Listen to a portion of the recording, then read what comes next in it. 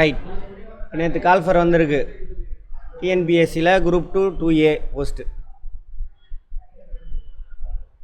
அதை பற்றி கொஞ்சம் டீட்டெயிலாக பார்ப்போம். என்னென்ன இருக்குது, நீங்கள் எதுக்கு அப்ளை பண்ணலாம், ஒரு சில போஸ்டிங்க்கு என்ன குவாலிஃபிகேஷன், அதெல்லாம் பார்ப்போம்.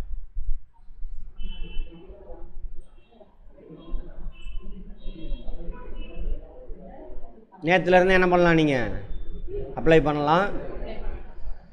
அடுத்த மாதம் 19ஆம் தேதி ஷார்ப்பாக 1 மந்த் கொடுத்துருக்காங்க. ஆமாம், அது வரைக்கும்லாம் வெயிட் பண்ணாதீங்க. ஆமாம், ஏன்னா நீங்கள் அப்ளை பண்ண போகும்போது 1 டைம் ரெஜிஸ்ட்ரேஷன் பண்ணிட்டீங்களா, எல்லோரும் பண்ணாதவங்க பண்ணிக்கோங்க. அது பண்ணிட்டீங்கன்னா மற்றது ஈஸி. ரைட். அதே மாதிரி அப்ளிகேஷன் கரெக்ஷன் பண்ணுறதுக்கு அடுத்த மாதம் 24ஆம் தேதியிலேருந்து 24லேருந்து 26 வரைக்கும் என்ன இருக்குது, 2 நாள் டைம் கொடுக்குறாங்க. ப்ரிலிமினரி எக்ஸாம் காலையில் 9:30லேருந்து 12:30 வரைக்கும். 14/9 கரெக்டாக எத்தனை மாதம் இருக்குது, 3 மாதம். 3 மாதம்லாம் இல்லை, அதோட கம்மி தான். ஆமாம், 2 மாதம் 10 நாளா? ஆமாம், 20 நாள் இருக்கும். 2 மாதம் 25 நாள் இருக்குது. Right, okay. முன்னாடி படிச்சுட்டு இருக்கிறவங்க கரெக்டாக பிளான் பண்ணி எங்கே நம்ம வீக்காக இருக்கோம் அதை மட்டும் பார்த்து ஸ்ட்ராங் பண்ணிங்கன்னா கிளியர் பண்ணிடலாம். இப்போ தான் ஆரம்பித்தவங்க நீங்கள் புரிஞ்சு படிங்க, ஒரு ட்ரையலுக்காக போய் எழுதிட்டு வாங்க, சரியா? Right.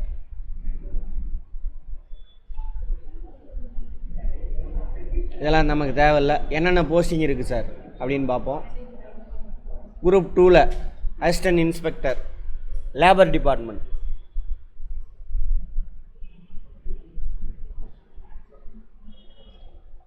Ways and measures labour அதில் வரும்.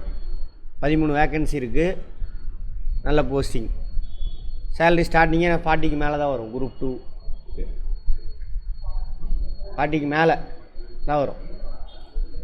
Deputy commercial tax officer. Commercial tax இருக்கு இல்லையா, ஸ்டேட் கவர்மெண்ட் வாங்குறாங்களா, அந்த டேக்ஸு சம்மந்தமான அதில் தான் போஸ்டிங் அதிகம், 336. பட் இது எல்லோரும் அப்ளை பண்ண முடியாது இதுக்கு, சரியா? ரைட், என்னென்னு பார்ப்போம். அடுத்து ஜூனியர் எம்ப்ளாய்மெண்ட் ஆஃபீஸர். இதில் மாற்றுத்திறனாளிகள் அப்ளை பண்ண முடியாது. மற்றதெல்லாம் அப்ளை பண்ணலாம், இதில் அப்ளை பண்ண முடியாது. எம்ப்ளாய்மெண்ட் அண்ட் ட்ரைனிங்கில் சபார்டினேட் சர்வீசஸ் 5 வேக்கன்ட் இருக்குது. அடுத்தது probation officer, children welfare and special services, அதில் 1 வேக்கண்ட் தான். அதேமாதிரி சப் ரெஜிஸ்டார் கிரேடு 2. சப் ரெஜிஸ்டார்னால் தெரியுதா, அந்த பத்திரப்பதிவுத்துறை இருக்கு இல்லையா, அங்கே அதில் 5 வேக்கன்சி இருக்குது. நல்ல போஸ்டிங் எல்லாமே. Special assistant village and anti corruption, sorry vigilance and anti corruption. அப்படின்னா இது லஞ்ச ஒழிப்புத்துறை, அதில் 2 posting. Special branch assistant greater Chennai போலீஸா, அங்கே ஸ்பெஷலாக எடுக்க இதெல்லாம் போலீஸ் டிபார்ட்மெண்ட்டில் போகும், 2. அதேமாதிரி கிரிமினல் இன்வெஸ்டிகேஷன், அதெல்லாம் ஸ்பெஷலாக அந்த ஒரு இது படிச்சிருந்தால் மட்டும்தான் அப்ளை பண்ண முடியும். அதேமாதிரி லா, அந்த டிபார்ட்மெண்ட்டில் 3 வேக்கண்ட் இருக்குது. அதே மாதிரி Tamil Nadu public service commission, TNPSC இருக்குல்ல, அங்கேயே எங்கே எழுதுறீங்களோ அங்கேயே போய் உட்காந்துக்கலாம். அதில் 3 வேக்கண்ட் இருக்குது. Assistant section officer come programmer, இதுவும் டிஎன்பிஎஸ்சியில் 4 வேக்கண்ட் இருக்குது. Forest subordinate services, forest department, அதுவும் ஒரு சிலர் தான் அப்ளை பண்ண முடியும், எல்லோரும் இதுக்கு போக முடியாது. 107 வேக்கண்ட் இருக்குது. அதேமாதிரி ஃபாரஸ்ட் பிளான்டேஷன் கார்பரேஷன் லிமிட்டடில் 7 வேக்கண்ட் இருக்குது. மொத்தம் குரூப் 2ல் மட்டும், அந்த நேரம் பேசாதீங்க, எனக்கு டிஸ்டர்ப் ஆகுது. குரூப் 2ல் மட்டும் 507 வேக்கன்சி இருக்குது. இதில் போகிறவங்க, அதாவது குரூப் 1 ஆஃபீஸருக்கு அடுத்த கேட்ரு இது எல்லாமே. போனீங்கன்னா கொஞ்ச நாளே குரூப் 1 ஆஃபீஸர் ஆகிடலாம். அப்புறம் ஏஜ் இருந்துன்னா கன்ஃபர்டு ஐஏஎஸ்ஸாவோ அந்த மாதிரி ஆக முடியும். கன்ஃபர்டு ஐஏஎஸ்ஸு இந்த மாதிரி ஆக முடியும். கன்ஃபர்ட்னா அந்த டிஎன்பிசிலேருந்து பாஸ் ஆகி போனவங்க அங்கே யூபிஎஸ்சியில் ஒரு இப்போ டெஸ்ட் வைக்கிறாங்களா என்னென்னு தெரில, ஒரு என்ட்ரன்ஸ் டெஸ்ட் வைப்பாங்க ஒரு குறிப்பிட்ட ஏஜுக்கு அப்புறம். சரியா? அந்த சர்வீஸ்க்கு அப்புறம் ஏஜ் இல்லை, குறிப்பிட்ட சர்வீஸ்க்கு அப்புறம் இத்தனை வருஷம் சர்வீஸ் பண்ணியிருக்குன்னு அப்புறம் கன்ஃபர்டு ஐஏஎஸ் ஆயிடலாம். அடுத்து குரூப் 2A, இதுக்கு கீழே கொஞ்சம் சேலரி அதோட கொஞ்சம் கம்மியாக தான் வரும் இதில். அதோட குரூப் 4க்கு மேலே. இப்போ குரூப் 4ல் எக்ஸாம்பிள் புரியறதுக்காக சொல்கிறேன். குரூப் 4ல் வந்துட்டு பார்த்தீங்கன்னா ஜூனியர் அசிஸ்டண்ட் அப்படின்பாங்க. கவர்மெண்ட் ஆஃபீஸ்லாம் கிளர்க்கு போஸ்ட்டு.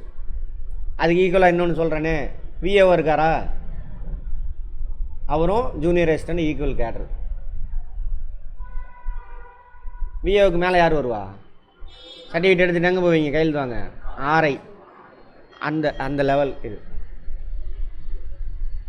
அசிஸ்டண்ட் அப்படிம்பாங்க. ஆஃபீஸ் கவர்மெண்ட் ஆஃபீஸில் அசிஸ்டண்ட் கிளர்க் போஸ்ட்டு தான், பட்டு ஜூனியர் அசிஸ்டண்ட்டுக்கு மேலே அவங்க அந்த போஸ்ட்டில் வருவாங்க. அவங்களாம் இது மாதிரி ஏகப்பட்டது இருக்குது. ரெசிடென்ட் வார்டனாக கவர்மெண்ட் இதெல்லாம் இருக்குல்ல, அதில் வார்டனாக இருக்கிறாங்க.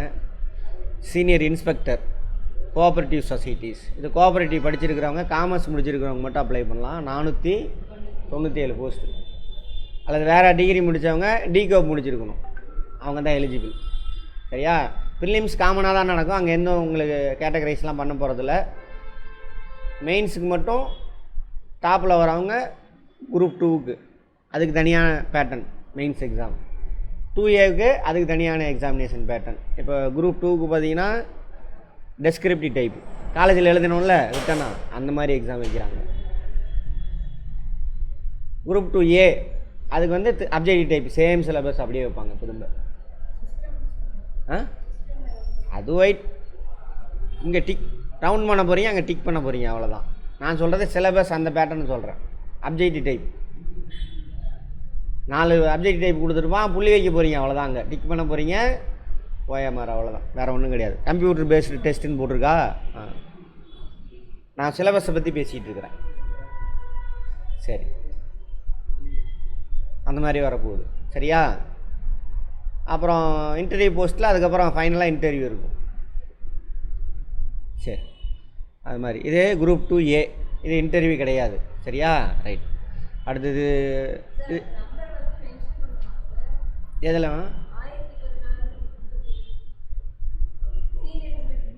போஸ்ட் கோடு, இது அப்புறம், இப்போ உங்களுக்கு தேவையில்லை. அவங்க கொடுத்துருக்காங்க, இதானே கேட்குறீங்க. இது வந்துட்டு அந்த போஸ்ட் கோடு கவர்மெண்ட்டில் வச்சுருக்காங்க, எந்தெந்த போஸ்டிங் என்ன கோடிங்னு சொல்லிட்டு. எதில் மென்ஷன் பண்ணுவான்னு கேட்குறீங்க? நீங்கள் எதுவும் மென்ஷன் பண்ண வேண்டாம். சரி,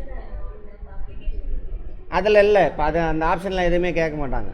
ரெண்டுக்கும் காமனாக தான் போடுறாங்க, காமனாக தான் அப்ளை பண்ண போகிறீங்க. ஒன் டைம் ரெஜிஸ்ட்ரேஷன் பண்ணிவிட்டு அப்ளை பண்ணால் டக்குன்னு 5 நிமிஷத்தில் வேலை முடிஞ்சுது. இந்த போஸ்டிங் நான் சரி இந்த எக்ஸாமுக்கு அப்ளை பண்ணுறேன்னு டிக் பண்ணி உள்ளே போய் பேமெண்ட் பண்ணிங்கனாக்கா எக்ஸாம் ஃபீஸ் கேட்பாங்க, பேமெண்ட் பண்ணால் வேலை முடிஞ்சு போச்சு. அங்கே நீங்கள் செலக்ட்லாம் பண்ண தேவையில்லை. இது எங்கே செலக்ட் பண்ணணும்? பின்னாடி. ஆமாம், செலக்ட் ஆனதுக்கப்புறம் தான் இந்த கதையெல்லாம். சரிங்களா? ரைட். அடுத்து ஆடிட் இன்ஸ்பெக்டர். இந்த சீனியர் இன்ஸ்பெக்டர் யார் தெரியுமா? கோஆப்ரேட்டிவ். எங்கே? சென்ட்ரல் பேங்க்லலாம் இருக்க மாட்டாங்க இன்ஸ்பெக்டர், அங்கங்கே இன்ஸ்பெக்டர் இருக்காங்க.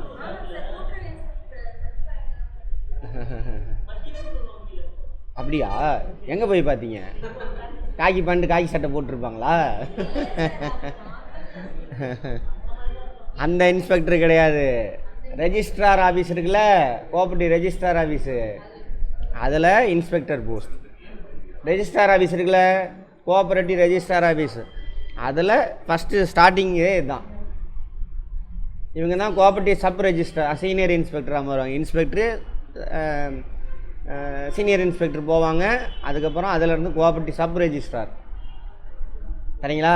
அப்புறம் ஜாயின்ட் ரெஜிஸ்ட்ரார். எங்கே இருக்கிறாங்க? பேங்க்லலாம் இருக்க மாட்டாங்க, அவங்க ரெஜிஸ்டர் ஆஃபீஸ்லம்மா.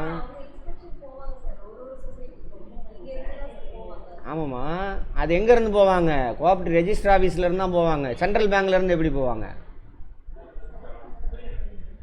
அங்கே கிடையாது இது. கோஆப்ரேட்டிவ் ரெஜிஸ்டர் சென்ட்ரல் பேங்க் பின்னாடி இருக்குது, அதுக்கு சொல்கிறீங்களா? அதனால் அது போய் போர்டு பாருங்கள். கூட்டுறவு பதிவாளர் அலுவலகம் சேலம் மாவட்டம்னு இருக்கும். நீங்கள் சென்ட்ரல் பேங்க்குன்னு நினச்சிக்கிட்டீங்களா? அந்த பில்டிங் அந்த கேம்பஸ்குள்ளே இருக்குது, அவ்வளோதான். சரி, ரைட். அடுத்தது இவங்க தான் ரெஜிஸ்ட்ராராக வர்றது. ஆ, ஒரே நிமிஷம் அங்கே. இதுக்கு இன்டர்வியூ கிடையாது. ப்ரிலிம்ஸு மெயின்ஸ் முடிஞ்சோன்னே செலக்ட் ஆகிட்டிங்கன்னா என்ன அர்த்தம், டேரெக்டாக கவுன்சிலிங் வைப்பாங்க. கவுன்சிலிங் டாப் ஆர்டராக கூப்பிடும்பொழுது நீங்கள் எலிஜிபிளாக இருந்தீங்கன்னா எந்த போஸ்டிங் உங்களுக்கு வேணும், அது வேக்கண்ட் இருந்ததுன்னா நீங்கள் அதை செலக்ட் பண்ணிக்கலாம். உங்களுக்கு பிடிச்ச வேக்கண்ட் நீங்கள் ஃபஸ்ட் ஆளாக போகிறீங்க, எல்லா வேக்கண்ட்டும் இருக்கும், உங்களுக்கு பிடிச்சதை செலக்ட் பண்ணிக்கலாம். இது வேணால் இதை எடுத்துக்கலாம், இது வேணால் இதை எடுத்துக்கலாம், இது வேண்டாம் எனக்கு கடைசி போஸ்டிங் இதானுங்க வேணும், அது கூட கொடுத்துருவாங்க உங்களுக்கு. அது மாதிரி ஃபில் ஆகிட்டே வரும். புரிஞ்சுதுங்களா? கவுன்சிலிங்கில் அங்கே தான், அதுதான் கவுன்சிலிங் அங்கே தான் நடக்கும். எலிஜிபிள் இருக்கணும். இப்போ ஒரே நிமிஷம், எலிஜிபிள் இருக்கணும். ஏன் எலிஜிபிள்னால் எப்படி? இப்போ நான் சொன்னேன்ல, கோஆப்ரேட்டிவ் சீனியர் இன்ஸ்பெக்டரு, அதுக்கு வந்துட்டு காமர்ஸ் முடிச்சிருக்கணும், அல்லது பிகாம் பிஏ கோஆப்ரேஷன் முடிச்சிருக்கணும். அதெல்லாம் முடிக்காதவங்க டிகோப் பண்ணியிருக்கணும், டிப்ளமோ இன் கோஆப்ரேஷன் படிச்சிருக்கணும். அப்படி இல்லைன்னா சென்னையில் ஒரு இன்ஸ்டியூட் இருக்குது, நடேசன் கோஆப்ரேட்டிவ் இன்ஸ்டியூட்னு நினைக்கிறேன், ஹையர் டிப்ளமோ இன் கோஆப்ரேஷன், இங்கே நாச்சியப்பா மாதிரி அங்கே ஒன்று. அங்கே இது வந்துட்டு டிப்ளமோ இன் கோஆப்ரேஷன், அங்கே ஹையர் டிப்ளமோ இன் கோஆப்ரேஷன் அப்படின்னு ஒரு கோர்ஸ், அது முடிச்சிருந்தாக்கா அவங்க எலிஜிபிள், மற்றவங்க அதுக்கு போக முடியும். அந்த மாதிரி இருந்தது அப்படின்னாக்கா நான் அதே மாதிரி ஃபாரஸ்ட் டிபார்ட்மெண்ட் எல்லோரும் போக முடியாது, சயின்ஸ் படிச்சிருக்கணும், அவங்க தான் அப்ளை பண்ண முடியும். அந்த மாதிரிலாம் இருக்குது. அந்த எலிஜிபிள் இருந்ததுன்னா நீங்கள் அதுக்கு போய்க்கலாம், வேகண்ட் இருந்ததுன்னா நீங்கள் போய்க்கலாம். அப்படி சொல்லுங்கம்மா. ஆன்லைனில்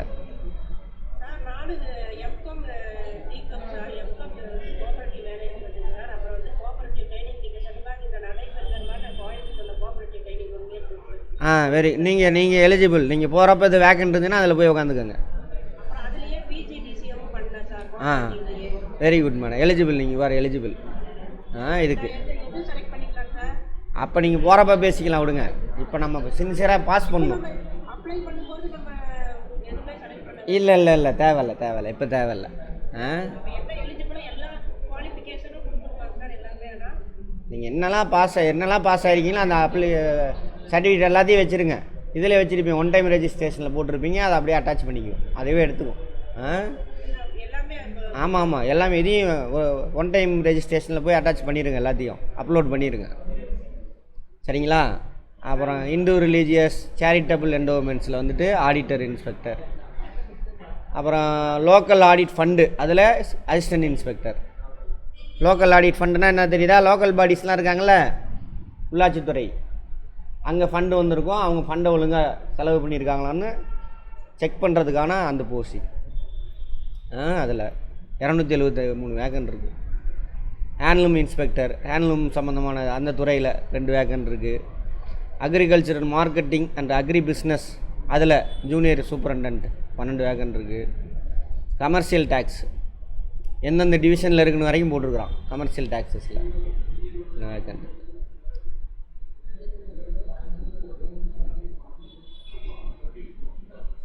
அடுத்து ரெவன்யூ அசிஸ்டன்ட். இவர் தான் யார் இவர்? ரெவன்யூ அசிஸ்டண்ட்டு, அவர் தான் ஆர்ஐ. ரெவன்யூ இன்ஸ்பெக்டர் சொல்கிறாங்களே, அவர் தான் ஆர்ஐ. இவ்வளோ வேக்கண்ட் இருக்குது. எந்தெந்த ஊரில் இருக்குன்னு வரைக்கும் கொடுத்துட்டான். சேலமே இல்லையா? பக்கத்து ஊர் வாங்கிக்கோங்க ஏதாவது. அடுத்து civil supplies and consumer production, அதில் அசிஸ்டண்ட்டு, அது மாதிரி நிறையா. இண்டஸ்ட்ரீஸ் அண்டு காமர்ஸ் எல்லாமே அந்த ஜூனியர் அசிஸ்டண்ட்டுக்கு மேலே ஆஃபீஸ் கிளரிக்கல் போஸ்ட். இது எல்லாமே இன்ஸ்பெக்டர்னால் நீங்கள் போய் விசிட் பண்ணி ஒழுங்காக நடக்குதான்னு பார்ப்பீங்க. இதெல்லாம் வந்து அந்த ஆஃபீஸில் உட்காந்து வேலை செய்கிறது. இது மாதிரி நிறையா டிபார்ட்மெண்ட்டில் இருக்குது. இதெல்லாம் அப்புறம் நீங்கள் பாஸ் பண்ணிவிட்டு வாங்க, எது எடுக்கலாம் அப்படின்னு சொல்லிட்டு பார்ப்போம். அசிஸ்டண்ட் எல்லாமே ஆஃபீஸ் தான். டவுன் பஞ்சாயத்தில் அதேமாரி எக்ஸிக்யூட்டிவ் ஆஃபீஸர், அதாவது பார்த்துருப்போம், படிச்சிருப்போம். டவுன் பஞ்சாயத்தில் சேர்மன் இருப்பார். சேர்மனிக்கில் எக்ஸிக்யூட்டிவ் வேலை செய்ய மேனேஜர் இருக்காலாம், அந்த போஸ்ட் இது. எல்லோரும் ஒழுங்காக வேலை செய்கிறானா அப்படி பார்க்குறோம். அடுத்து ஜூனியர் அசிஸ்டன்ட், கோஆப்ரேட்டிவ் ஆடிட்டில் இருக்கா ஜூனியர் அசிஸ்டன்ட், ஆடிட் டிபார்ட்மெண்ட்டில். இது வேறு கோஆப்ரேட்டிவ் ஆடிட்டு.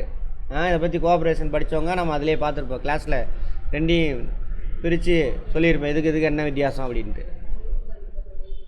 அது மாதிரி ஹைவேஸில் 8 வேக்கண்ட் இருக்காமா, இது மாதிரி ஏகப்பட்டது இருக்குது.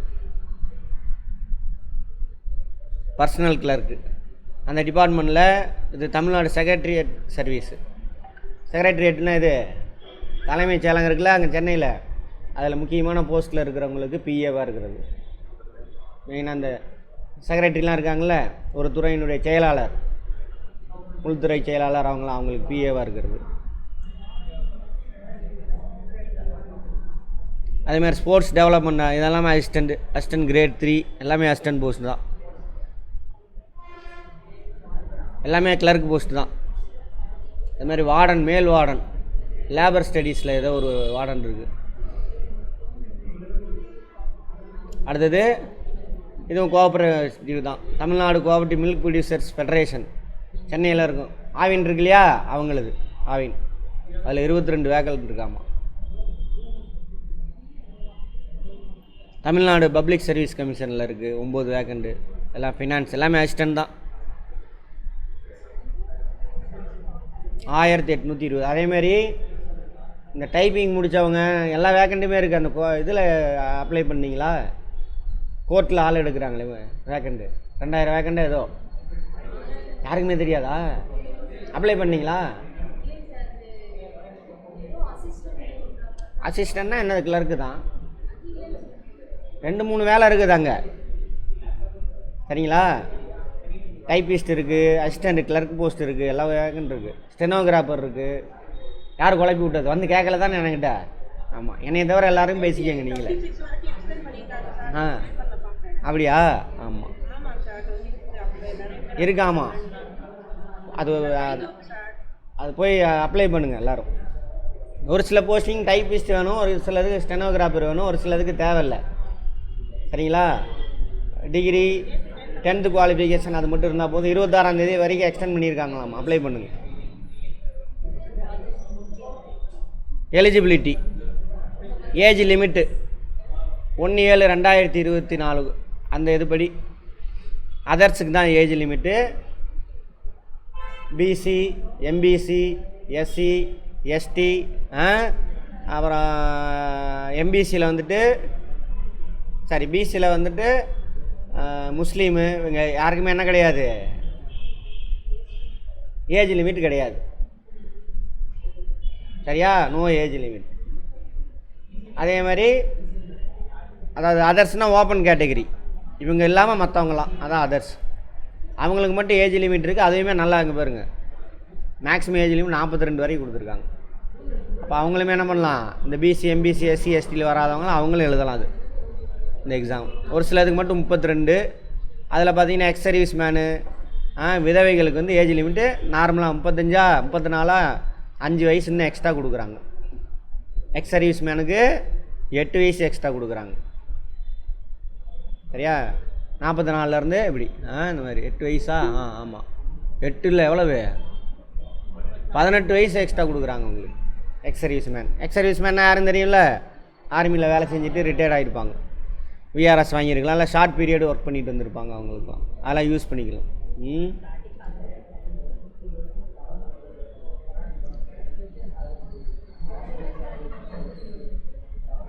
இது வந்து என்னது, அந்த அதர்ஸுக்கு தான் ஓசி.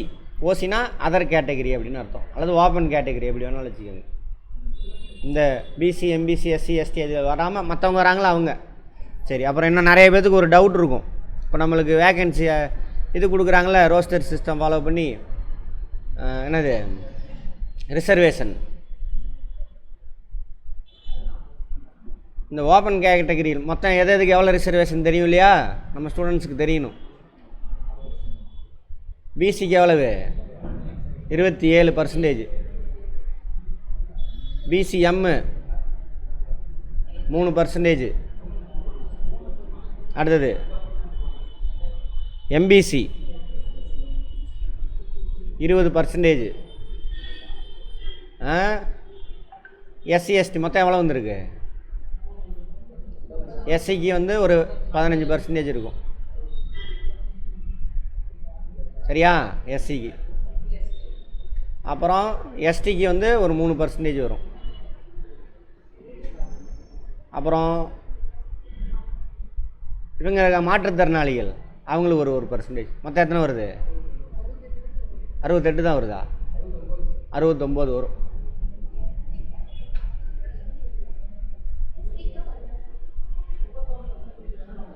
ஓகேவா? அவ்வளோ வரும், 69%. மிச்சம் எவ்வளோ இருக்குது, 31% இருக்குது. இப்போ 100 பேர் எடுக்கிறாங்கன்னு வச்சுக்கோங்க. இது எதுக்கு இந்த சீட்டு ஒதுக்கிடுவாங்க. இதில் பிசிக்கு 27 சீட்டுன்னு வச்சுக்கோங்க. இந்த 27 சீட்டுக்கு பிசி மட்டும்தான் உள்ளே போக முடியும். பிசிஎம்னா 3 சீட்டில் பிசி முஸ்லீம் மட்டும்தான் 3 பேர் போக முடியும். எம்பிசி மட்டும்தான் இந்த 20 வேலைக்கு போக முடியும் அந்த மாதிரி. பட் இந்த ஓசி இருக்குல்லையே ஓப்பன் கேட்டகரி 31%, இதில் யார் வேணாலும் போகலாம். அதேமாரி இதில் அடங்காதவங்க இந்த 31 சீட்டுக்கு தான் போட்டி போட முடியும் தமிழ்நாட்டை பொறுத்த வரைக்கும். புரிஞ்சுதா என்னன்னு? இதில் யார் வேணாலும் இந்த சீட்டு இப்போ டாப்பில் ஒரு இந்த 10 இடத்துல வந்து பிசி ஒரு 10 பேர் இருக்கான்னு வச்சுக்கோங்க. இந்த பிசி 10 பேரை இந்த 31 இடத்துல தான் போடுவாங்க. அதுக்கப்புறம் 11ஆவது ஆள் பிசி எங்கே கொண்டு வந்துடுவாங்க? இதில் கொண்டு வந்து இதில் சேர்த்திடுவாங்க. அதேமாதிரி அந்த டாப்பில் எம்பிசி ஒரு 5 பேர் இருக்கான், அவனை ஓப்பன் கேட்டகரியில் தான் 5 பேரை ஃபில் பண்ணுவாங்க. புரிஞ்சுதா? இதான் ரிசர்வேஷனுடைய இதை நிறைய பேர் ஓகன்னு சொல்லிகிட்டு இருப்பான். தமிழ்நாடு மாறி இருக்கிறதுக்கு காரணம் இந்த ரிசர்வேஷன் தான். ரிசர்வேஷன் வேணாம் இப்போ வந்து படிச்சுட்டு வந்தவங்கலாம் சொல்லுவாங்க. ஆமாம், அவங்களெல்லாம் தூண்டி விட்டுருப்பாங்க. பிசி எம்பிசியெல்லாம் தூண்டி விட்டுருப்பாங்க. பாரு, அவனுக்கு கொடுக்குறனால தான் உனக்கு வேலையை கிடைக்க மாட்டேங்குது, எல்லா இடத்துலையும் அவன் தான் இருக்கிறான் அப்படின்னு சொல்லி விட்டுருவாங்க. இதே ஓப்பன் கேட்டகரியில் இருக்கிறவன் செஞ்ச சூழ்ச்சி. ஏன்னா பத்திரிக்கை எல்லாமே அவன்கிட்ட இருந்துச்சு, அதனால். புரிஞ்சுதுங்களா? ரைட். ஆனால் பாருங்கள், பிசிக்கு எவ்வளவு? 27, எம்பிசிக்கு 20% இது கொடுத்துருக்காங்க ரிசர்வேஷன். எஸ்சிக்கு எவ்வளோ? வெறும் 15. அதனால் உங்களுக்குள்ளே சண்டை போட்டுக்காதீங்க. ஆமாம், அவங்களுக்குள்ளே தூண்டி விட்டு அதை தூக்கிட்டு ஏன் சார் அப்படின்னாக்கா நம்ம பார்த்துருப்போம் வரலாற்றில். நாடு சுதந்திரம் அடையும் பொழுது இங்கிலீஷ்காரன் காலத்தில் பிராமணர் மட்டும்தான் எல்லா கவர்மெண்ட் வேலையிலையும் இருந்தான், வேறு யாருமே போக முடியாது. அதை உடைக்கிறதுக்கு தான் ஜாதி வாரியாக என்ன பண்ணு இடஒதுக்கீடு கொடு அப்படின்னு கொண்டு வந்தாங்க. அதுலேயும் நிறைய சேட்டையெல்லாம் பண்ணி வச்சுருக்கானுங்க. சரி பார்ப்போம் அந்த மாதிரி. சரி, அதேமாதிரி இது குரூப் 2 ஏவுக்கான ஏஜ் யாருக்கு? ஓசி கேட்டகரிக்கு. அதேமாதிரி இது குரூப் 2 ஏவுக்கான ஏஜ் லிமிட்டு. இதெல்லாம்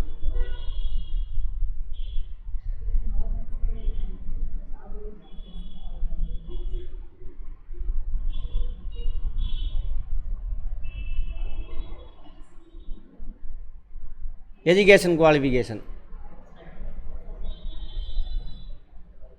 ஏதாவது ஒரு டிகிரி ஆர்ட்ஸ் அண்ட் சயின்ஸில் இருக்கணும். இதில் ஏதாவது ஒன்று முடிச்சிருக்கணும். இதுக்கு ஈக்குவலாக இருக்கக்கூடியது அந்த மாதிரி இப்போ சொல்கிறாங்க. Deputy commercial tax officer, BA, BSc or BCom. First preference எது கொடுக்குறாங்க அப்படின்னு சொல்கிறாங்க. Commerce and law together. Commerce முடிச்சிருக்கணும், சட்டம் படிச்சிருக்கணும், அவனுக்கு ஃபஸ்ட்டு ப்ரியாரிட்டி கொடுப்பாங்க. அதுக்கப்புறம் காமர்ஸ் அண்ட் லா, அதே தானா? அதே தான். தேர்டு கேட்டகரி ஏதாவது ஒன்று காமர்ஸு அல்லது லா ஏதாவது ஒன்று படிச்சிருந்தா போதும். வித் டிப்ளமோ இன் டேக்ஸேஷன் லா, இதில் ஏதாவது ஒன்று. சரியா? அது போக டேக்ஸேஷனில் டிப்ளமோ முடிச்சிருக்கணும். காமர்ஸ். நாலாவது, ஃபோர்த்து ப்ரியாரிட்டி யாருக்கு கொடுக்குறாங்க? காமர்ஸ் முடிச்சிருக்கணும். அவங்களாம் இல்லைனா தான் மற்றவங்களுக்கு கொடுப்பாங்க. லா முடித்தவங்க, டிப்ளமோ இன் காமர்ஸில் டிப்ளமோ முடித்தவங்க, இந்த கேட்டகரி. அவ்வளோதான். Junior employment officer, arts, science or commerce. Engineering முடித்தவங்க இதுக்கு அப்ளை பண்ண முடியாது. சரியா? ரைட். அதுக்கும் அப்ளை பண்ண முடியாது, இதுக்கும் அப்ளை பண்ண முடியாது, இதுக்கும் அப்ளை பண்ண முடியாது. இங்கே தான் நீங்கள் அப்ளை பண்ணலாம். Assistant inspector, a degree any university recognised by UGC, university grant commission இருக்கான் இல்லையா, அவன் ரெகக்னைஸ் பண்ண ஏதோ ஒரு யூனிவர்சிட்டியில் ஆர்ட்ஸ் இருக்கலாம், சயின்ஸு,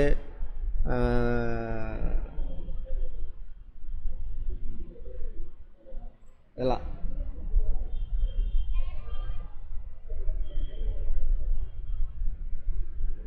அதேமாதிரி இதுவும் அதே தான். மற்றது எல்லாத்துக்குமே மோஸ்ட்லி இதாக இருக்குது, எனி டிகிரி.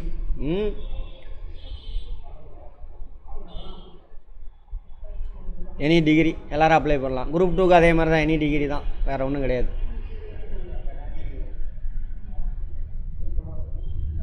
அதேமாதிரி கோஆப்ரேட்டிவ் ட்ரைனிங் அதை நம்ம பார்க்காம வந்துட்டோமா. கோஆப்ரேட்டிவ் ட்ரைனிங்கில் என்ன சார் என்ன முடிச்சிருக்கணும்? ஃபாரஸ்ட்டா? ஃபாரஸ்ட் எங்கே இருக்குது?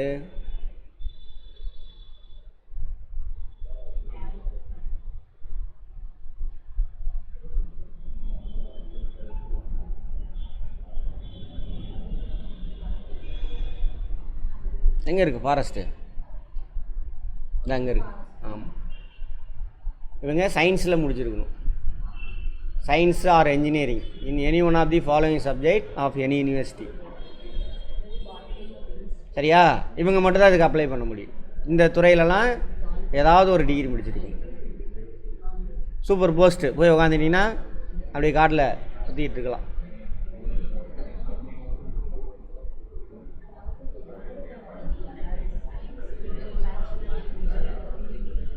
அடுத்து எங்கே பாருங்கள், அடுத்தது எங்கே கோஆப்ரேட்டிவ் இன்ஸ்பெக்டர் பார்த்தோமா. ஆமாம், கோஆப்ரேட்டிவ் என்ன படிச்சிருக்கணும் அதான் நான் முன்னாடி சொல்லிட்டேன். கோஆப்ரேட்டிவ்க்கு கோஆப்ரேட்டிவ் ட்ரைனிங் இன்ஸ்டியூட்டில் முடிச்சிருக்கணும். BA MA cooperation, BCom cooperation, BCom, அது இல்லாமல் வேறு டிகிரி முடிச்சிருக்கோங்க. டிகோப்போ ஹையர் டிப்ளமோ இன் கோஆப்ரேஷனை முடிச்சிருக்கணும். அவங்க தான் அப்ளை பண்ணலாம். அதாங்க வளவலன்னு பேசியிருப்பாங்க.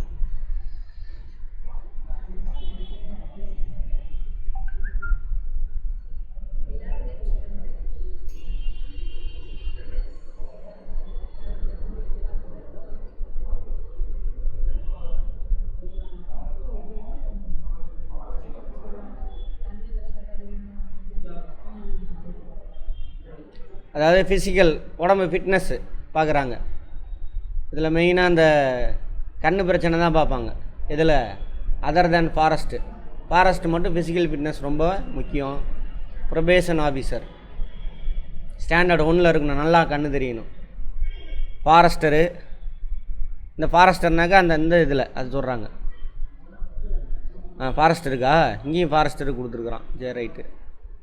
அவனுக்கும் ஸ்டாண்டர்ட் 1 இருக்கணும். Assistant inspector standard 2 are better, நல்லா ஓரளவுக்கு தெரிஞ்சால் போதும், கண்ணாடி போட்டுருந்தாலும் பரவாயில்ல. மற்றது எல்லாருக்குமே என்னது ஸ்டாண்டர்ட் 3 ஆர் கண்ணு தெரியாட்டியும் பரவாயில்ல, சேர்த்திக்குவாங்க. அடுத்தது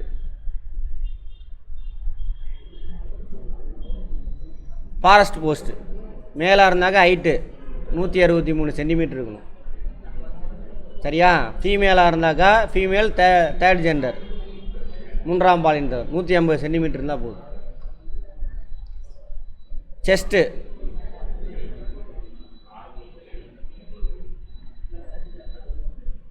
சரியா? 79 சென்டிமீட்டர் இருக்கணும் செஸ்ட்டு.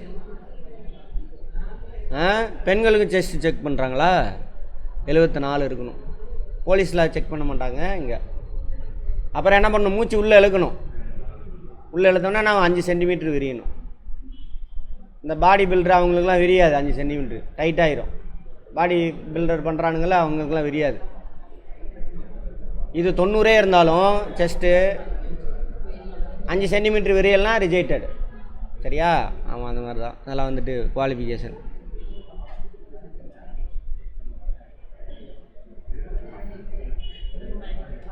எஸ்டி பீப்புள் இருக்காங்க இல்லையா, அவங்களுக்கு மட்டும் என்னது ஹைட்டு கம்மியாக இருந்தால் போதும்.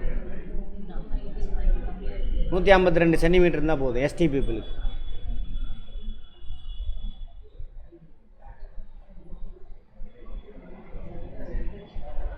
இதெல்லாம் தேவையில்லை, தான் அப்புறம் பேசிக்குவோம்.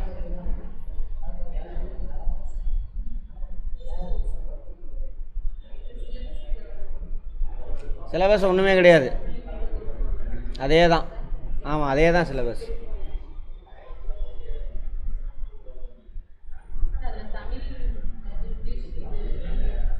இங்கிலீஷ் நீங்கள் தான் இங்கிலீஷை விட்டுருங்க இனிமேலாம். காமன் ப்ரிலிமினரி எக்ஸாமினேஷன் 2க்கு சேர்த்து ஒரே எக்ஸாம் தான். சரியா? ஃபஸ்ட்டு அப்ஜெக்டிவ் டைப் தான், பழைய பேட்டர்ன் தான். 100 ஜென்ரல் தமிழ் அல்லது 100 ஜென்ரல் இங்கிலீஷ். அடுத்த கொஸ்டின் சொல்கிறேன். அடுத்த 100 கொஸ்டின் வந்து ஜிகே ஆப்டிடியூட் ரீசனிங் அதெல்லாம். இது வந்து தமிழ்லேயும் இருக்கும் கொஸ்டின், இங்கிலீஷ்லேயும் இருக்கும் ஜிகே. ஒவ்வொன்றுக்கு 1.5 மார்க்கு, டோட்டலாக 300 மார்க்ஸ். அப்புறம் மார்க்கை பேஸ் பண்ணி தான் மெயின்ஸுக்கு அனுப்புவாங்க.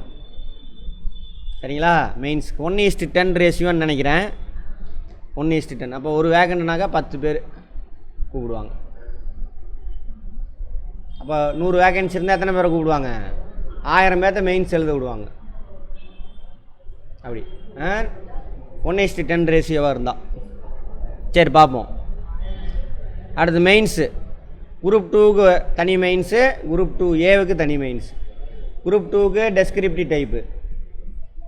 சரியா? குரூப் 2A வந்துட்டு அப்ஜெக்டிவ் டைப்.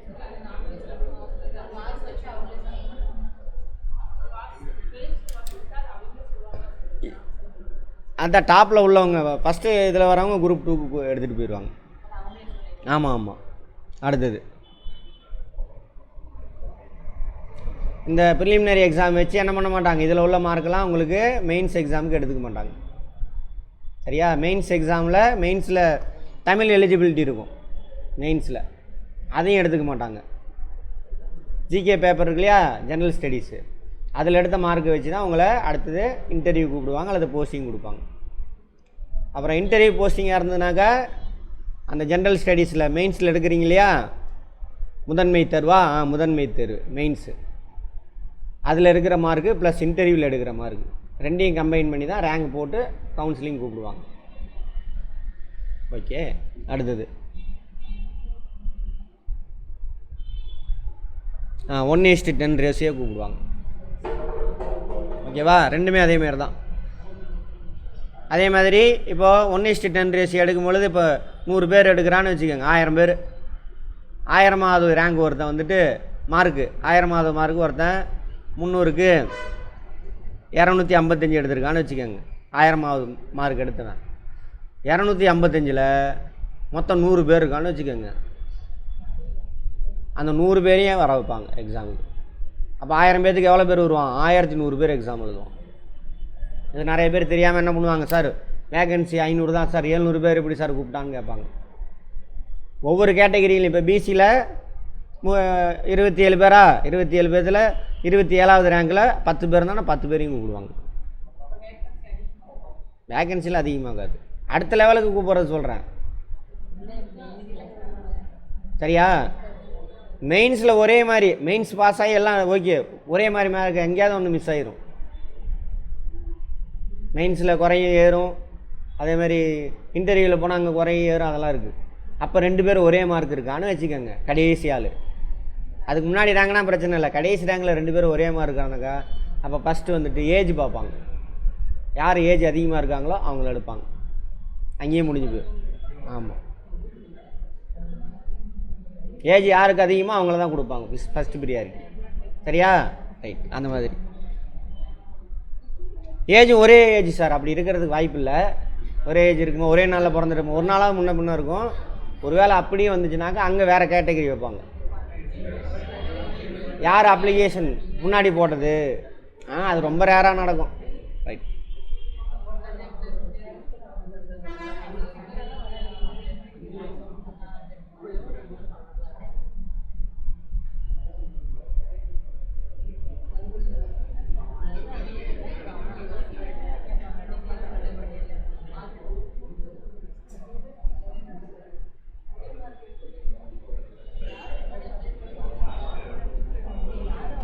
கவனிங்க,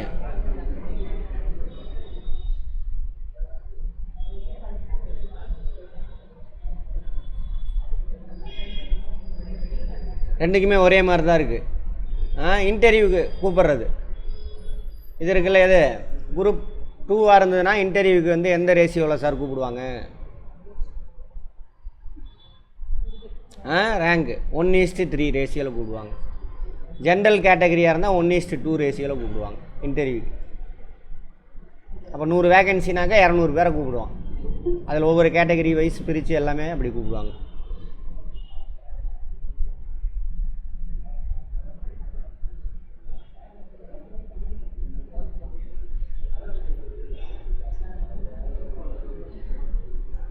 அதே மாதிரி அந்த ஃபாரஸ்ட் போஸ்ட் போடுறாங்களா, அங்கே வந்துட்டு இவ்வளோ நேரத்தில் இத்தனை கிலோமீட்டர் ஓடணும்லாம் இருக்குது. அதான் எண்டூரன்ஸ் டெஸ்ட் அப்படிம்பாங்க. ஏன்னா காட்டுக்குள்ளேயே தானே சுற்றணும், ஃபிட்னஸ் வேணும். ஆமாம், அதுக்கு வந்து 1:5க்கு கூப்பிடுவாங்க. அதுக்கப்புறம் சர்டிஃபிகேட் வெரிஃபிகேஷனுக்கு 1:3 அந்த மாதிரி கூப்பிடுவாங்க. சரி, அதே பார்த்தீங்கன்னா குரூப் 2 மெயின்ஸு மார்க் வச்சு எவ்வளோ கூப்பிடுவாங்க? 1:3 ரேஷியோ. ஜென்ரல் கேட்டகரினா 1:2 ரேஷியோ கூப்பிடுவாங்க. கூப்பிட்டு சர்டிஃபிகேட் வெரிஃபிகேஷனாக ஒரு சிலர்லாம் சர்டிஃபிகேட்டு தப்பாக வச்சுருப்பான். அப்படி தான் ஒரு நாள் வெள்ளிக்கிழமை நான் லீவ் போட்டு போனல, இந்த ஸ்கூல் டீச்சர் ஃப்ரெண்டு செலக்ட் ஆகிருந்தார். சர்டிஃபிகேட் வெரிஃபிகேஷன் கூப்பிட்ருந்தாங்க. அங்கே போனாக்கா அங்கே கேட்குறாங்களாம், எங்கடா 11th படித்த சர்டிஃபிகேட்லாம் எங்கடா அப்படின்னாக்கா, நான் படிக்கவே இல்லை சார்ன்றானா. 12th படித்த சர்டிஃபிகேட் கூறானா, படிக்கவே இல்லைன்றானாமா. ஏதோ சொல்கிறான், அவன் ரிஜெக்டட். அவன் அதான் என்னன்னு தெரியல, ரிஜெக்ட் ஆகிட்டான். அப்புறம் எல்லாம் யாராவது போலி சான்று வாங்கியிருப்பான். சர்டிஃபிகேட் வாங்கிட்டு அனுப்புவாங்க எல்லா யூனிவர்சிட்டிக்கு, எங்கெங்கெல்லாம் படிச்சிங்களாங்க உண்மைத்தன்மை அறியும் சர்டிஃபிகேட் வாங்க வெரிஃபிகேஷனுக்கு அனுப்புவாங்க. அதில் நிறைய பேர் 1-2 பேர் மாட்டிக்குவான். ஸோ அவங்களெல்லாம் ரிஜெக்ட் பண்ணிடுவாங்க. சரியா? அதெல்லாம் கரெக்டாக இருக்கிறவங்கள டாப்பில் உள்ளவங்கள கூப்பிடுவாங்க, வேலைக்கு கூப்பிடுவாங்க. அதுதான் எல்லாத்துக்கும். Right. Forest group 2 group 2A எல்லாத்துக்கும் ப்ரிலிமினரி எக்ஸாம் ஒன்று தான். முதல் நிலை தேர்வு ஒன்று தான். சரியா? ரைட். இதில் ஜென்ரல் ஸ்டடீஸ் 75 கொஸ்டின் இருக்கும். அப்புறம் ஆப்டிடியூட் ரீசனிங் 25 கொஸ்டின் இருக்கும். இது ரெண்டையும் சேர்த்து தான் நம்ம 100ன்னு சொல்லியிருப்போம். அடுத்தது லாங்குவேஜ். டிகிரி ஸ்டாண்டர்ட்னால் கொஞ்சம் நல்லா சிந்தனை. நீங்கள் 10th வரைக்கும் படித்தாவே போதும். அதுவே இப்போ டிகிரி ஸ்டாண்டர்டில் தான் இருக்குது 2 வரைக்குமே. ஆமாம் தானே? அவ்வளோ விஷயம் இருக்குது. ஆமாம், அதுலேருந்து எடுத்தானே போதும். அது இல்லை, அதெல்லாம் படிச்சுட்டு ஸ்ட்ராங் ஆகிட்டீங்க அப்படின்னாக்கா +1 +2 மெயினாக இது படிக்கணும். இது social science, history, economics, geography, அதெல்லாம் நீங்கள் +1 +2 படித்தாகணும். சயின்ஸ் தேவையில்லை, +1 +2 தொடாதீங்க, வேண்டாம், விட்டுருங்க. சரியா? அது வேணால் நான் தேவையானது மட்டும் எடுத்து தரேன், அதை மட்டும் பார்த்துக்கோங்க. அவ்வளோ டீட்டெயிலாம் டெக்னிக்கலாக போக தேவையில்லை, அப்ளைடு ஓரியன்டாக இருக்கணும். போதும். அடுத்தது ஜென்ரல் தமிழ். இந்த ஆப்ஷன் நீங்கள் கேட்பாங்க எக்ஸாம் எழுதும்போது, அப்ளை பண்ணும்பொழுதே கேட்பாங்க, ஜென்ரல் தமிழ் சூஸ் பண்ணுறீங்களா, ஜென்ரல் இங்கிலீஷ் சூஸ் பண்ணுறீங்களான்னு. அதுக்கு தகுந்த மாதிரி தான் உங்களுக்கு அங்கே கொஸ்டின் பேப்பர் வரும். உங்கள் நம்பர் அலாட் ஆகியே வரும் உங்களுக்கு அந்த கொஸ்டின் பேப்பர். இந்த சீட்டில் ஜென்ரல் இங்கிலீஷில் எழுதுகிறவருக்கான அந்த நம்பர் போட்டு கொஸ்டின் பேப்பர் நம்பரோடய வரும். அதனால் அது ப்ராப்பராக செலக்ட் பண்ணணும் நீங்கள். General English. நீங்கள் தமிழ் போயிட்டீங்க, தமிழ் விட்டுருங்க. யாரும் நம்ம ஸ்டூடெண்ட் யாரும் இங்கிலீஷ் இருக்க மாட்டீங்க. ஏன்னாக்கா இங்கிலீஷ்னாக்கா மெயின்ஸில் போய் மாட்டிக்குவீங்க. ஒன்று குரூப் 4 எழுத முடியாது. அதில் ஒன்லி என்ன இருக்குது? தமிழில் மட்டும்தான் இருக்குது. சரியா? ஏன் எழுத முடியாது? இங்கே நீங்கள் நீங்கள் படிக்கிறதுக்கு சொல்கிறேன். ரெண்டையும் படிப்பீங்களா உட்காந்து? சரியா? ரைட். இது நல்ல விஷயம். இப்போ தான் இந்த கவர்மெண்ட் தான் மாற்றினாங்க. ஏன் அவனுங்களாம் உள்ளே வந்து நுழைஞ்சாரான். அவனுக்கு இந்தியே படிக்க தெரிய மாட்டேங்குது, அவன் இங்கே வந்து நுழைஞ்சிட்டானுங்க. அப்புறம் கேன்சல் ஆச்சு எக்ஸாம்லாம். அதுக்கு தான் அவனுங்களை செக் வைக்கணும். நம்ம ஊருக்காரனுங்க நமக்கு வேலை இல்லை. ரயில்வேயில் ஃபுல்லாக இப்படி உருவிக்கிறானுங்க அவனுங்களை. நம்ம ஆளுங்களும் உள்ளே விட மாட்டேங்கிறானுங்க. ரயில்வே ஆள் எடுக்கிறதில்ல, எடுத்தாலும் அவனுங்களாம் போட்டுக்கிறானுங்க. அப்புறம் இந்த பேங்க்கு எல்லாத்துலேயும் யூனியன் கவர்மெண்ட்னாவே நம்மளை விடவே மாட்டேங்கிறான். அதுதான் பார்த்து வச்சாங்க. நம்ம ஆளுங்களுக்கே வேலை இல்லை, இவனுங்களாண்டா விடணும்னு சொல்லிட்டு அப்படி வச்சுருக்காங்க. சரி, அப்போ கரெக்டாக என்ன பண்ணணும்? சூஸ் பண்ணணும், ஜென்ரல் தமிழா ஜென்ரல் இங்கிலீஷான்னு. அதுலேருந்து 100 கொஸ்டின்ஸ் வரும். இதுக்கு என்ன சார் படிக்கிறது? அதான் ஆப்டிடியூட் ரீசனிங் நம்ம நடத்துகிறது போதும். ஒரு சில டாபிக் கவர் பண்ணால் அது கவர் பண்ணிடலாம். நம்பர் 1. அதே ஜிகே அதே தான். 10th வரைக்கும் கட்டாயம் சோசியல் சயின்ஸ் மட்டும் +1 +2 படிக்கணும். +1 +2 லெவலுக்கு தான் நான் நடத்துகிறேன். அதனால் அங்கே போய் ஃபேக்டை மட்டும் இருக்குது, அதை மட்டும் எடுத்துகிட்டு வந்துடணும். வேலை முடிஞ்சால் அதையும் பண்ணி தந்துடுறேன். சரி, அதுக்கு சூழ்நிலை அமைஞ்சுன்னா பண்ணி கொடுத்துருக்கேன். அவ்வளோதான். இதுக்கு வந்துட்டு ஜென்ரல் தமிழ் அப்படின்னாக்கா 12th வரைக்கும் படிக்கணும். 10th வரைக்கும் தான் கவர் பண்ணியிருக்கோம். +1 +2 கவர் பண்ணிடுவோம். பத்தாது. 10th வரைக்கும் அவ்வளோ மேட்ரே இல்லை. தமிழ் புத்தகத்தை கெடுத்து வச்சுருக்கிறானுங்க. ரைட். அதேமாரி இங்கிலீஷாக இருந்ததுன்னா அதேமாரி 6th to 12th வரைக்கும் நூலாசிரியர்கள், கிராமரு, முக்கியமான அந்த சினானிம்ஸ், ஆன்டானிம்ஸு இதெல்லாம் கேட்பாங்க, எல்லாமே கேட்பாங்க. தமிழ் மாதிரியே தான் இருக்கும். எவ்வளோ நேரம் சார்? மினிமம் மார்க்கு 90ன்னு போட்டிருப்பாங்க. 90க்கு மேலே எல்லாருமே வந்துடுவாங்க. அப்படி கிடையாது. யார் டாப்பில் இருக்காங்களோ அவங்களுக்கு தான், ரேங்கில் டாப்பில் இருக்கிறவங்களுக்கு தான். ஓகேவா? ஆமாம். ஓஎம்ஆர் சீட்டு தான் அப்ஜெக்டிவ் டைப். அப்ஜெக்டிவ் டைப்னா என்ன அர்த்தம்? ஒரு கொஸ்டின் கொடுத்துருவாங்க, 4 ஆப்ஷன் கொடுத்துருவாங்க. 1 2 3 4 சூஸ் பண்ணணும். இப்போ 5 ஆப்ஷனா? ஆமாம். விடை தெரியவில்லை அப்படின்னு சூஸ் பண்ணணும். ரைட். அதெல்லாம் எப்படி அப்ரோச் பண்ணணும் அதெல்லாம் அப்புறம் பேசிக்குவோம். ரைட். இப்போ ஃபஸ்ட்டு ரெடி ஆகிறதுக்கு பார்ப்போம். மெயின்ஸ் எக்ஸாம் குரூப் 2க்கு, 2A கிடையாது, 2க்கு ஸ்டாண்டர்டு தமிழ் எலிஜிபிலிட்டி டெஸ்ட். இது ஜஸ்ட் எலிஜிபிலிட்டிக்கு தான் எடுத்துக்குவாங்க. மினிமம் 40 மார்க் எடுத்தால் போதும் 100க்கு. டெஸ்கிரிப்டிவ் டைப் எப்படி இருக்குனாங்க? இங்கிலீஷில் கொடுத்து தமிழில் ட்ரான்ஸ்லேட் பண்ண சொல்லுவாங்க. தமிழில் கொடுத்து இங்கிலீஷில் பண்ண சொல்கிறாங்களான்னு தெரியல. இங்கிலீஷ்லேருந்து தமிழில் பண்ண சொல்லுவாங்க. அப்புறம் சுருக்கி எழுதுறது பின்னாடி வருது, சிலபஸ் வருது, பார்ப்போம். அடுத்து ஜென்ரல் ஸ்டடீஸ். இங்கே நான் நடத்தும் பொழுதே சொல்லுவேன், இதெல்லாம் புரிஞ்சு வச்சுருந்தீங்கன்னா மெயின்ஸில் ஈஸியாக எழுதிடலாம் அப்படின்னு. 80% நீங்கள் ப்ரிலிம்ஸ் ரெடி ஆகும் பொழுது என்ன ஆகிட்டீங்க, மெயின்ஸுக்கு ரெடி ஆகிங்க. அதெல்லாம் புரிஞ்சு படிச்சுட்டு வாங்க. அது நம்ம ஸ்டூடெண்ட்டை பேப்பர் மெயின்ஸில் தனியாக தெரியும். அவனா ஒரு புக்கை பழைய அவனா புக்கை எழுதி வச்சுருப்பான். காலேஜில் படிக்கிறனால கொஸ்டின் ஆன்சரை மனப்பாடம் பண்ணி எல்லாம் ஒரே மாதிரி எழுதி வச்சுருப்பான். நம்ம ஸ்டூடெண்ட் தான் கொஸ்டினை புரிஞ்சுட்டு நீங்கள் சொந்தமாக எழுதுவீங்க. உங்கள் பேப்பர் வித்தியாசமாக இருக்கும், மார்க் அதிகமாக கிடைக்கும். சரியா? ரைட். ஸோ அது அந்த 20% சிலபஸில் விட்டு போனதெல்லாம் அந்த எம்ப்ளாய்மெண்ட், அது ரிலேட்டடு, இந்த கரண்ட் அஃபேரு அதில் இருந்தெல்லாம் வரும். அதையும் பார்த்துக்குவோம், கவர் பண்ணிடுவோம். 20% மினிமம் 90. ஆனால் டாப்பில் யார் எடுக்கிறீங்களோ அவங்களுக்கு தான். தமிழில் தெரிஞ்சால் தமிழ் எழுதுங்க, இங்கிலீஷில் தெரிஞ்சால் இங்கிலீஷில் எழுதுங்க. அவனுக்கு புரிய வைக்கணும். கொஸ்டினை புரிஞ்சுக்கிட்டு கேட்குற கொஸ்டினுக்கு எவ்வளோ மார்க் இருக்குது அதுக்கு தகுந்த மாதிரி எழுதணும். அதெல்லாம் இருக்குது. அதெல்லாம் அப்புறம் பார்ப்போம், மெயின்ஸ் போகிறப்ப பார்த்துப்போம். அப்புறம் குரூப் 2A சர்வீசஸ். சரியா? இதுவும் அதேமாரி எலிஜிபிலிட்டி இங்கேயும் தமிழில் இருக்கும். மினிமம் 40 மார்க் எடுக்கணும். அப்போ தமிழ் படிச்சிருந்தீங்கன்னா இங்கே இது ஈஸி, வேலையே முடிஞ்சுது. இங்கிலீஷ் தேவையில்லை, இங்கிலீஷை விட்டுருங்க.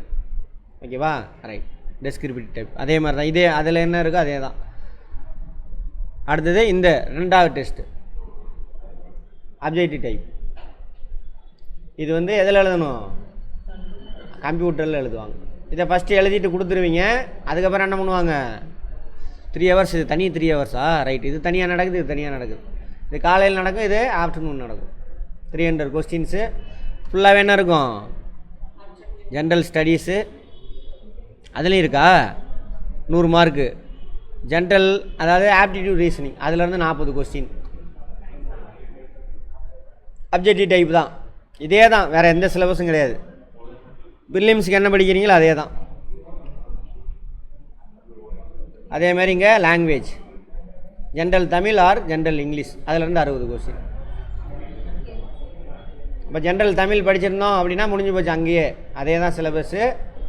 Objective type computer based test கம்ப்யூட்டரில் வைப்பாங்க. போய் ஒவ்வொரு கொஸ்டினாக இருக்குது. இதோட ஈஸி. அது ஓஎம்ஆர் சீட்டு கூட நீங்கள் ஷேர் பண்ணிட்டீங்கன்னு வச்சுக்கோங்க, திரும்ப புள்ளி வச்சுட்டா முடிஞ்சு போச்சு.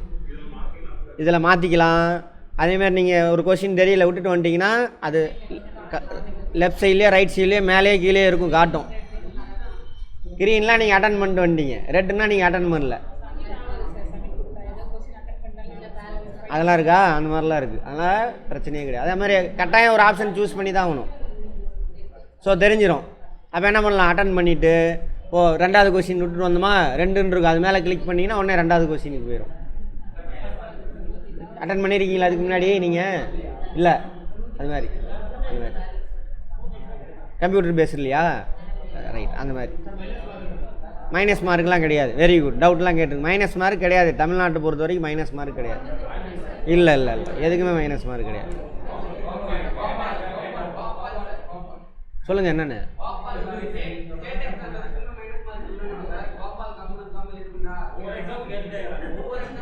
இல்லை இல்லை இல்லை இல்லை, நம்ம தமிழ்நாடை பொறுத்த வரைக்கும் கிடையாது, மைனஸ் மார்க் கிடையாது.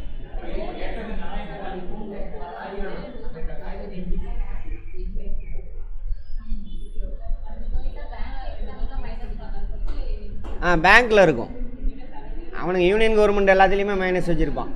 ஆனால் எல்லாத்தையும் மேலே விடக்கூடாது அவனுங்களுக்கு, அதுக்காக.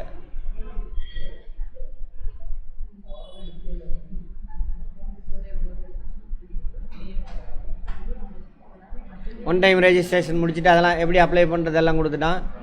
ஃபோட்டோ கீட்டோ எல்லாம் ப்ராப்பராக கொடுத்துருங்க. சிக்னேச்சர் அவங்களே ஒரு சென்டருக்கு போயிருங்க, நீங்களே பண்ணுறேன்னு பண்ணி தப்பு பண்ணாதீங்க. இது எந்த டிஸ்ட்ரிக்கோ அந்த டிஸ்ட்ரிக்டோட கோடு என்ட்ரு பண்ணணும். அப்போ தான் அந்த டிஸ்ட்ரிக்டில் தான் உங்களுக்கு இது போடுவாங்க, எக்ஸாமினேஷன் சென்டர். மெயின் எக்ஸாம் அதேமாதிரி எங்கெங்கே நடக்குது. மெயின் எக்ஸாம் வந்துட்டு குரூப் 2 சென்னை, கோயம்புத்தூர், மதுரை 3 இடம் தான் சென்ட்ரு. அடுத்து 2A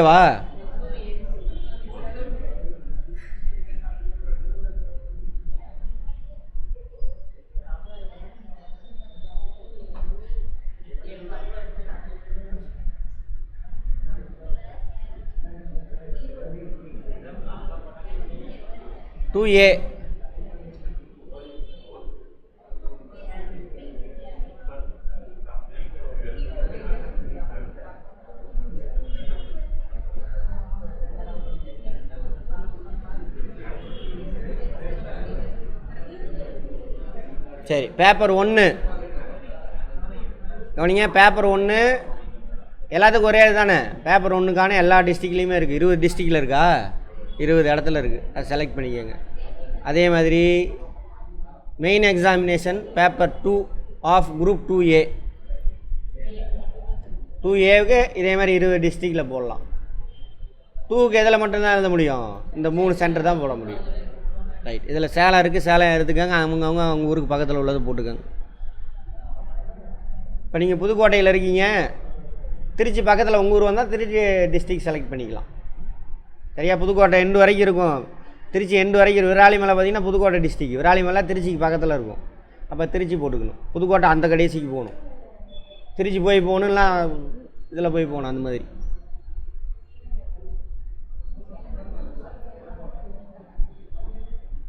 அது எங்கே நம்ம சேலம் டிஸ்ட்ரிக் எடுத்துக்கிட்டிங்கன்னா கொளத்தூர் சேலம் டிஸ்ட்ரிக்கு. ஆற்ற கடந்து அந்த பக்கம் போனீங்கன்னாக்கா தருமபுரி டிஸ்ட்ரிக் பரிசல்ல. அப்போ தருமபுரி டிஸ்ட்ரிக் தான் உங்களுக்கு பக்கமாக இருக்கும், அதை போட்டுக்கோங்க. அந்த மாதிரி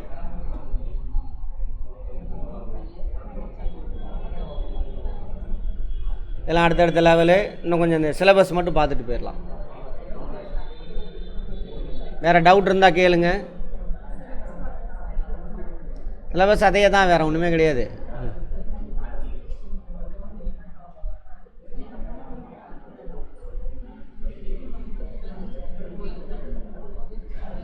ப்ரிலிமினரி பொது தமிழ் 10th ஸ்டாண்டர்டுமா, 10th வரைக்கும் ஒன்றும் இல்லை. அதனால் +1 +2 படிக்கணும். கொஸ்டினோட ஸ்டாண்டர்டு அந்த லெவலில் இருக்கும், கொஞ்சம் சிம்பிளாக இருக்கும், அவ்வளோதான். இலக்கணம் எல்லாமே, இலக்கணத்தில் எத்தனை டாபிக் இருக்குது. அப்புறம் இலக்கியம் லிட்ரேச்சர், திருக்குறள் சம்மந்தமானது 25 அதிகாரம். மொத்தம் எத்தனை அதிகாரம் இருக்குது திருக்குறளில்? 133. அதில் இந்த அதிகாரங்களை மட்டும் நீங்கள் படித்தா போதும். எத்தனை? 25. நடத்தும் பொழுதே சொல்லியிருப்பேன், திருக்குறளை ஒரு தடவை படிச்சுட்டு அதோட பொருள் பாருங்கள். அப்புறம் அந்த வார்த்தைக்கான ரெண்டையும் கம்பேர் பண்ணுங்கள், அது அப்படியே புரிஞ்சிடும். அதுக்கப்புறம் அந்த சென்டென்ஸ் கொடுத்துட்டு இந்த வார்த்தைக்கு என்ன அர்த்தம்னு கேட்பான். 4 ஆப்ஷன் கொடுத்துருப்பான். புரிஞ்சு படிச்சிருந்தீங்கன்னா இந்த வார்த்தைக்கு அவன் அண்டர்லைன் பண்ண வார்த்தைக்கு இதுதான் அர்த்தம் அப்படின்னு சொல்லலாம். அல்லது ஒரு ஈஸியான ஒரு திருக்குறளை கொடுத்துட்டு எப்பொருள் யார் யார் வாய் டேஷ் அப்பொருள் மெய்ப்பொருள் காண்பதறிவு அப்படின்னு கேட்பான். எப்படி வேணாலும் கேட்பான். அடுத்தது அங்கே போட்டிருக்கு பாருங்கள், திருக்குறள் தொடர்பான செய்திகள். போன இதில் கூட குரூப் 4 கூட ஒரு கேட்டிருப்பானே, எதனால் இந்த திருக்குறள் இந்த இது என்ன கேட்டிருந்தான், ஏதோ ஒன்று கேட்டிருந்தானா அந்த மாதிரி. அப்புறம் எதனால் திருக்குறள் உலக பொதுமுறையாக மாறிச்சு அந்த மாதிரிலாம் கேட்டிருந்தாங்க போன குரூப் 2லேயே இதுலேயோ பாருங்கள். அப்புறம் மேற்கோள்கள், தொடரை நிரப்புதல், இது மாதிரிலாம் இருக்கும். அறநூல்கள் பார்த்துருப்போம். இதெல்லாம் கம்பராமாயணம், ராவண காவியம் அது தொடர்பான விஷயங்கள், புறநானூறு, அகநானூறு, சிலப்பதிகார, மணிமேகலை எல்லாமே நம்ம பழசு எல்லாமே. இது ஸ்கூல் புக்கில் இருக்கிறத பார்க்கணும், இல்லாத நம்ம வெளியிலேருந்து பார்க்கணும். ஆமாம், நம்ம மெட்டீரியல் இருக்குது, அதை பார்த்தீங்கன்னா போதும். அதில் ஏகப்பட்டது இருக்கும். பரவாயில்ல, படிங்க தரேன். தமிழ் அறிஞர்கள், தமிழ் தொண்டு. சரியா? தமிழ் அறிஞர்கள், தமிழ் தொண்டு யார் யார் இது வரைக்கும் ஸ்கூல் புக்கில் உள்ளதை எடுத்துக்கிறோம், அது போக வெளியிலேருந்து பார்க்கணும். இதே மாதிரி தான் ஜென்ரல் இங்கிலீஷில் கிராமரு, லிட்ரேச்சர், ஆத்தரு, ஆமாம் பொயட்ஸ், லிட்ரரி ஒர்க். இது மட்டும் பார்த்தா போதும். ஆனால் சிலபஸ் கம்மி இதில். ஆமாம், இன்னொரு தடவை படிக்கணும் அதை. இப்போ தமிழில் படிச்சிருங்க. அதேமாதிரி நிறைய பேருக்கு டவுட் வரும், சார் இங்கிலீஷுக்கு வெயிட்டேஜ் அதிகமாக, தமிழுக்கு வெயிட்டேஜ். அது 100 கொஸ்டின், இது 100 கொஸ்டின், அதுக்கு 150, இதுக்கு 150.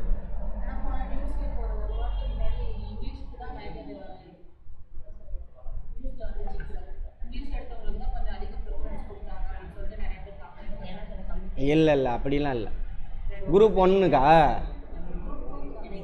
இல்லை இல்லை இல்லை, அவனுங்க செலக்ட் ஆகலன்னா ஏதோ ஒன்று சொல்ல வேண்டியதான், அடிச்சு விட்டு போக வேண்டியது தான்.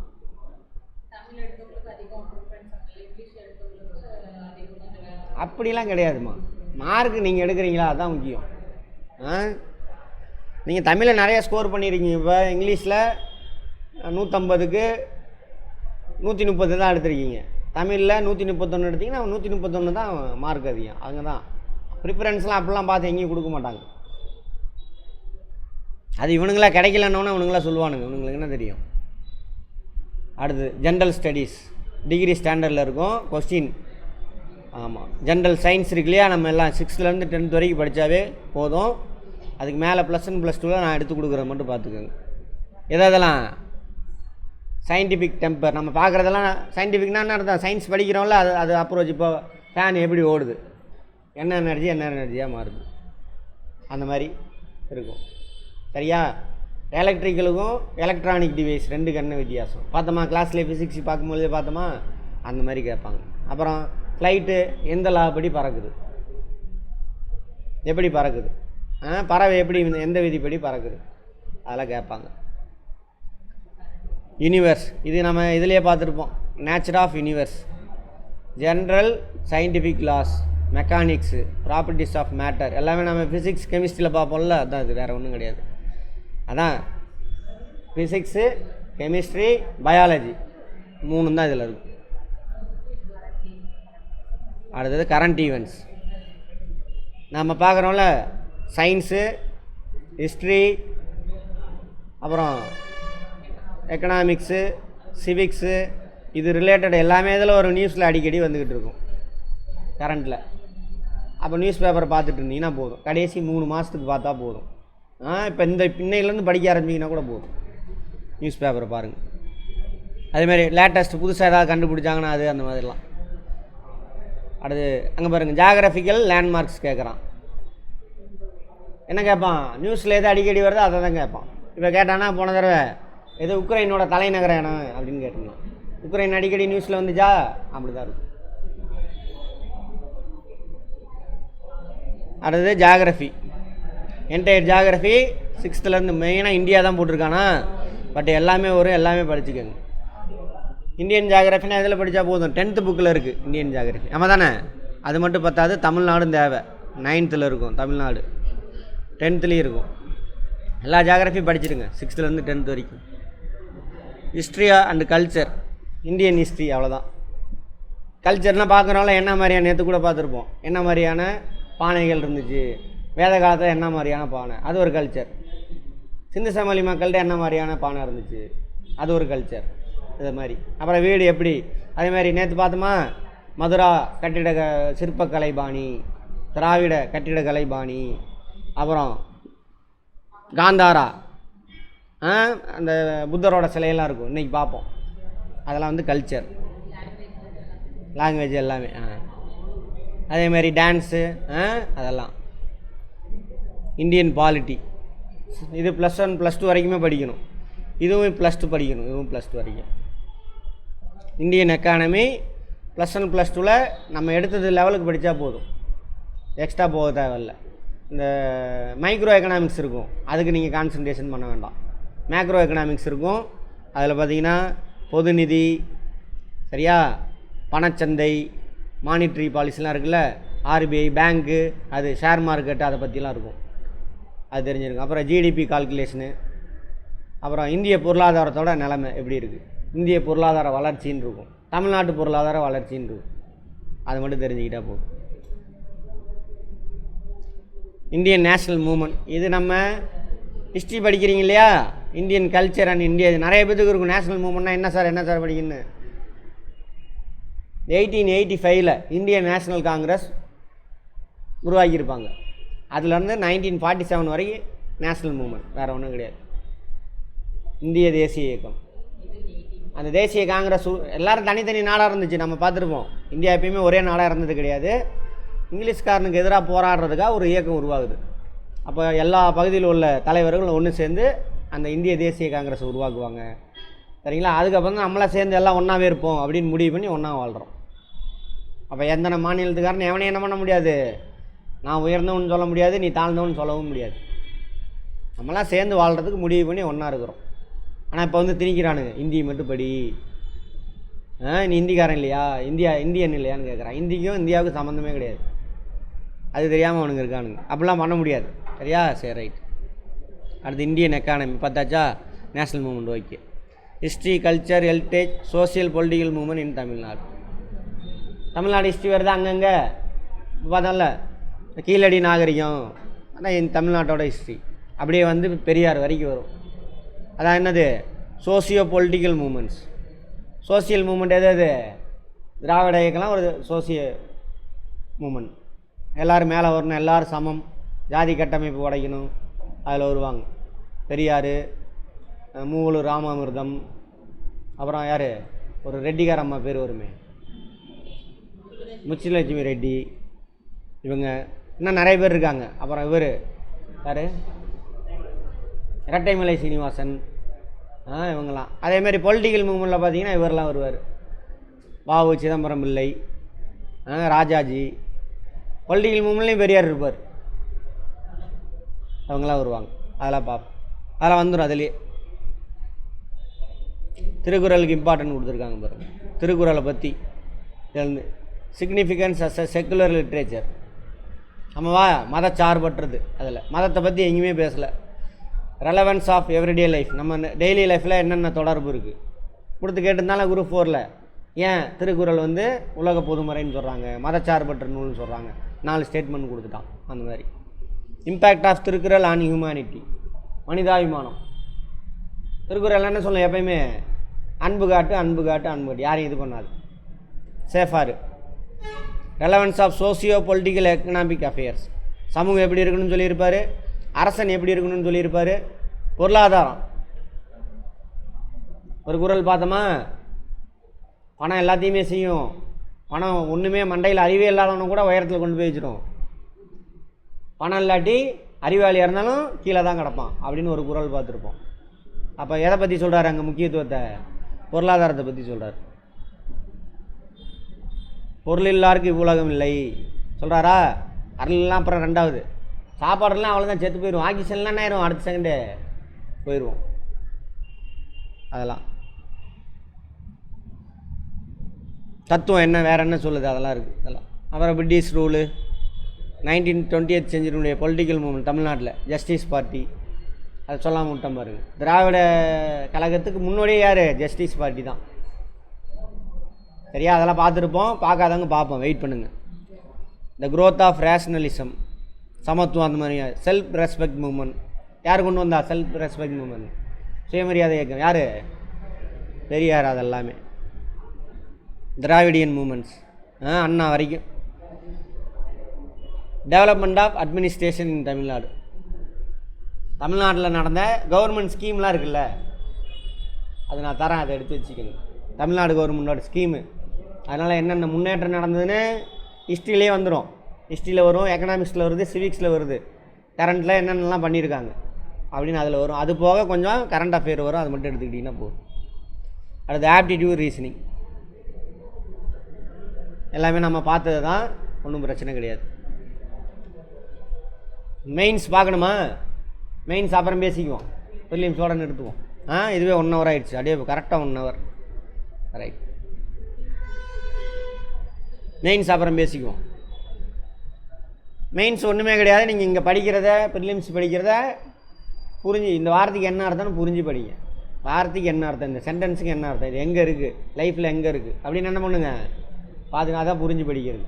மெயின்ஸு சாதாரணம் பார்த்துக்கோங்க. சரி, பிரேக் எடுத்துக்கோங்க, போயிட்டு வந்து பார்ப்போம்.